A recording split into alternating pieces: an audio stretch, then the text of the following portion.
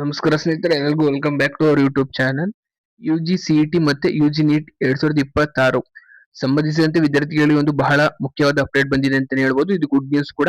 ಎಷ್ಟು ದಿವಸ ಏನ್ ಕಾಯ್ತಿದೆ ರಿಸಲ್ಟ್ಗೋಸ್ಕರ, ರಿಸಲ್ಟ್ ಅನೌನ್ಸ್ ಆಗಿದೆ. ಈಗ NEET first round result announce ಆಗಿದೆ, ಮತ್ತೆ CET provisional seat allotment second round announce ಆಗಿದೆ.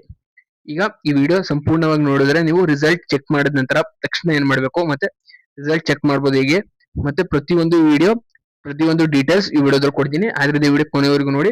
ನಮ್ಮ ಚಾನಲ್ ಹೊಸದಾಗಿ ನೋಡ್ತಾರೆ, ಇನ್ನೂ ಸಬ್ಸ್ಕ್ರೈಬ್ ಆಗಿಲ್ಲ ಅಂದ್ರೆ ಸಬ್ಸ್ಕ್ರೈಬ್ ಆಗಿ. ನೀವು ಮಾಡೋ ಚಿಕ್ಕ ಸಹಾಯ ಅಂದ್ರೆ ನಮ್ಮ ಚಾನಲ್ ಸಬ್ಸ್ಕ್ರೈಬ್ ಆಗೋದು ಮತ್ತೆ ವಿಡಿಯೋಗೆ ಲೈಕ್ ಮಾಡೋದು. ಈ ಲಿಸ್ಟ್ ಅನ್ನು 23ನೇ ತಾರೀಕು ರಿಲೀಸ್ ಮಾಡಿದ್ದಾರೆ ರಿಸಲ್ಟ್.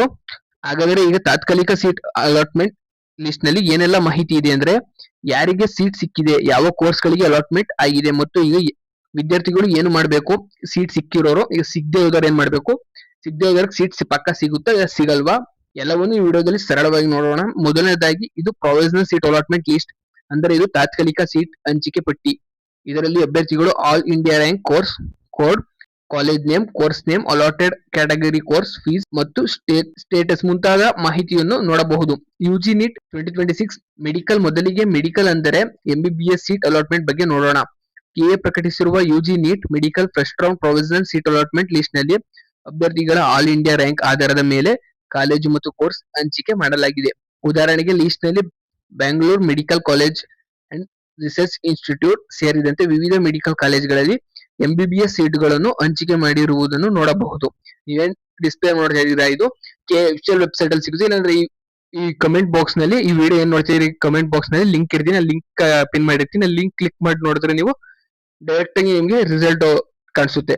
ಲೈಕ್ ಮತ್ತೆ ಸಬ್ಸ್ಕ್ರೈಬ್ ಆಗೋದು ಬರಬೇಡಿ. ಮತ್ತೆ ಅದೇ ರೀತಿ SDM college of medical science and hospital Dharwad ಮತ್ತು ಇತರ ಕಾಲೇಜುಗಳಲ್ಲಿ ಸೀಟ್ ಅಲಾಟ್ಮೆಂಟ್ ಆಗಿದೆ.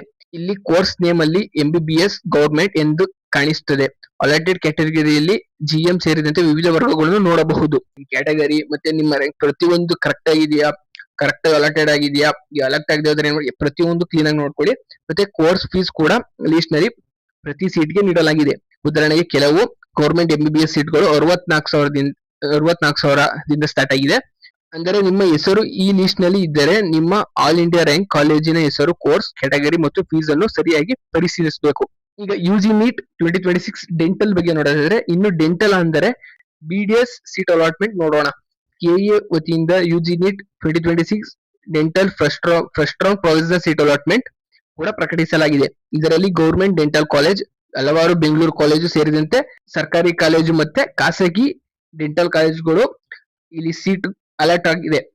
ಸ್ಟೂಡೆಂಟ್ಸ್ ಗೆ ಅಲಾಟ್ ಮಾಡ್ಕೊಂಡಿದ್ದಾರೆ. ಮತ್ತೆ ಕೋರ್ಸ್ ನೇಮ್ ಅಲ್ಲಿ BDS ಗೌರ್ಮೆಂಟ್ ಮತ್ತು BDS ಪ್ರೈವೇಟ್ ಎಂದು ಕಾಣಿಸ್ತದೆ. ನೀವು ನೋಡ್ಕೋಬಹುದು ನಿಮ್ಮ ಕೋರ್ಸ್ಗೆ, ಅಂದ್ರೆ BDS ಗೌರ್ಮೆಂಟ್ ಮತ್ತೆ BDS ಪ್ರೈವೇಟ್ ಅವೆರಡೂ ಫೀಸ್ ಒಂದೇ ಇರಲ್ಲ, ಚೇಂಜ್ ಇರುತ್ತೆ.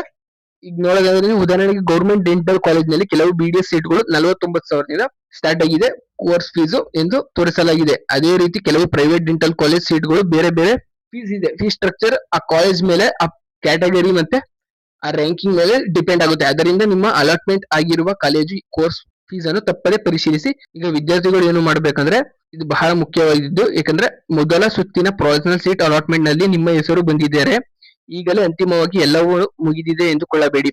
ಇದು ಕೇವಲ ತಾತ್ಕಾಲಿಕ, ಅಂದ್ರೆ ಪ್ರೊವಿಷನಲ್ ಸೀಟ್ ಅಲಾಟ್ಮೆಂಟ್ ಮಾತ್ರ. ಮೊದಲು ನಿಮ್ಮ ಅಲಾಟ್ಮೆಂಟ್ ಡೀಟೇಲ್ಸ್ ಅನ್ನು ಪರಿಶೀಲಿಸಿ. ನಿಮ್ಮ ರ್ಯಾಂಕ್ ಸರಿ ಇದೆಯಾ, ನಿಮಗೆ ಯಾವ ಕಾಲೇಜ್ ಸಿಕ್ಕಿದೆ, ಯಾವ ಕೋರ್ಸ್ ಸಿಕ್ಕಿದೆ, ಯಾವ ಕ್ಯಾಟಗರಿನಲ್ಲಿ ಸೀಟ್ ಸಿಕ್ಕಿದೆ, ಕೋರ್ಸ್ ಫೀಸ್ ಎಷ್ಟಿದೆ, ಎಲ್ಲ ಮಾಹಿತಿಯನ್ನು ಪರಿಶೀಲಿಸಬೇಕು.